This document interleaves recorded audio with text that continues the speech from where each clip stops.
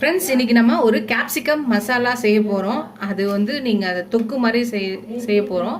அது நீங்கள் சப்பாத்தி, இட்லி, தோசை, ரைஸ் கூட இதை பிசைஞ்சு சாப்பிட்லாம். அது எப்படி செய்யலான்னு பார்க்கலாம். ஒரு கடாய் எடுத்து வச்சுக்கலாம். ஒரு 4 ஸ்பூன் எண்ணெய் ஊற்றிக்கலாம். இதில் சீரகம், பட்டை, லவங்கம், ஏலக்காய் எல்லாத்தையும் போடுறேன். இது நல்லா வெடிக்கட்டும்.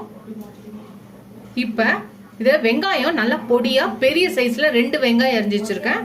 இப்போ அதையும் போட்டுடலாம். இப்போ இதை வதக்கிக்கலாம். பொடியா நறுக்குன இஞ்சி பூண்டை போட்டுக்கலாம். இதையும் சேர்த்து வதக்கிக்கலாம். இப்போ இதில் 1 spoon red chilli powder, 1 spoon தனியா பவுடர், 1/2 ஸ்பூன் டர்மரிக் பவுடர், மஞ்சத்தூள் 1/2 ஸ்பூன், 1 ஸ்பூன் கரம் மசாலா. அவ்வளோதான். இப்போ இதை நல்லா வதக்கிக்கலாம்.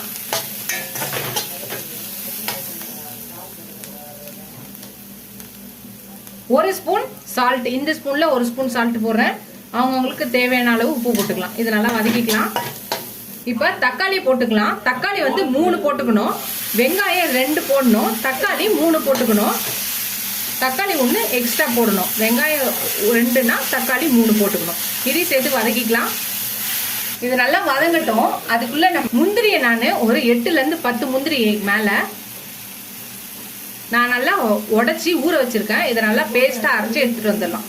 ஃப்ரெண்ட்ஸ், நான் ஒரு 10லேருந்து 15 முந்திரி போடலாம். அதை உடச்சி ஊற வச்சிருக்கேன். இதை நம்ம பேஸ்ட்டாக அரைச்சி எடுத்துகிட்டு வந்துடலாம்.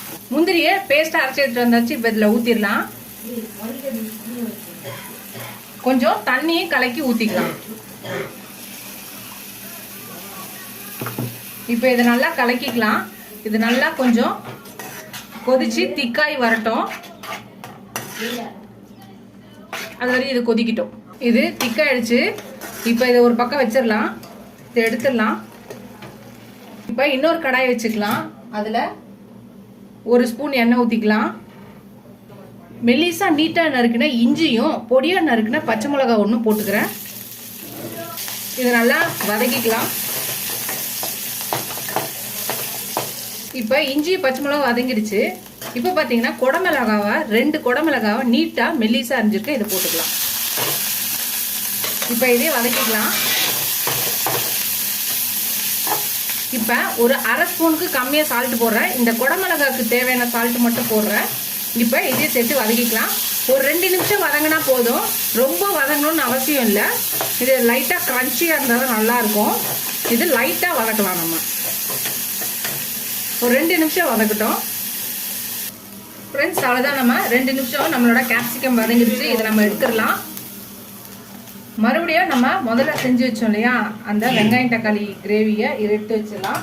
இப்போ நம்ம வதக்கி வச்சிருந்த கேப்சிகத்தை எடுத்து இதில் போட்டுடலாம்.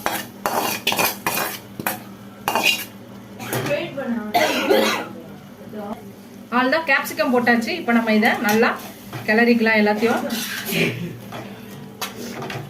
ஒரே ஒரு நிமிஷம் இது அப்படியே சேர்ந்து இருந்துச்சுன்னா நம்மளோட கேப்சிகம் மசாலா, கேப்சிகம் கறி, கேப்சிகம் கிரேவி எது வேணாலும் சொல்லலாம், ரெடி ஆகிடும். ஒரே ஒரு நிமிஷம் இருக்கட்டும். ஃப்ரெண்ட்ஸ், கேப்சிகம் பார்த்தீங்கன்னா கேப்சிகமில் ரொம்ப ரொம்ப ஹெல்த் பெனிஃபிட்ஸ் இருக்குது. கேப்சிகம் சாப்பிட்றதுனால நம்மளோட கண் பார்வைக்கு நிறைய பவர் கிடைக்கும்.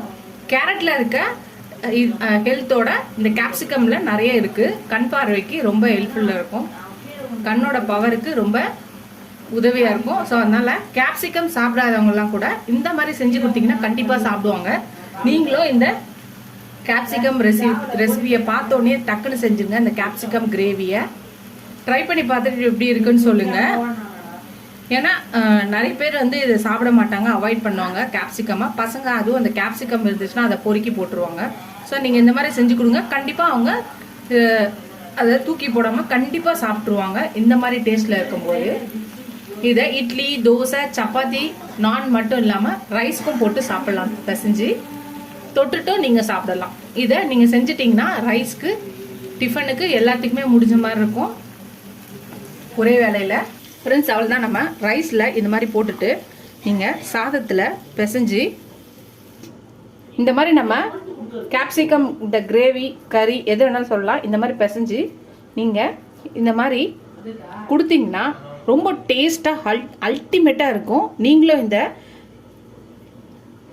கேப்சிகம் கறி கிரேவியை ட்ரை பண்ணி பாருங்கள். ட்ரை பண்ணி பார்த்துட்டு எப்படி இருக்குன்னு சொல்லுங்கள். ஃபஸ்ட் டைம் என் சேனலை பார்க்குறவங்க சப்ஸ்கிரைப் பண்ணிட்டு பாருங்கள்.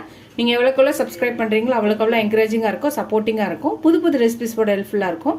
உங்கள் ஃப்ரெண்ட்ஸ்க்கு இந்த சேனலை ஷேர் பண்ணி சப்ஸ்கிரைப் பண்ண சொல்லுங்கள். இதோட அடுத்த வீடியோவில் அடுத்த ரெசிபியில் பார்க்கலாம். டாட்டா பாய் பாய் ஃப்ரெண்ட்ஸ்.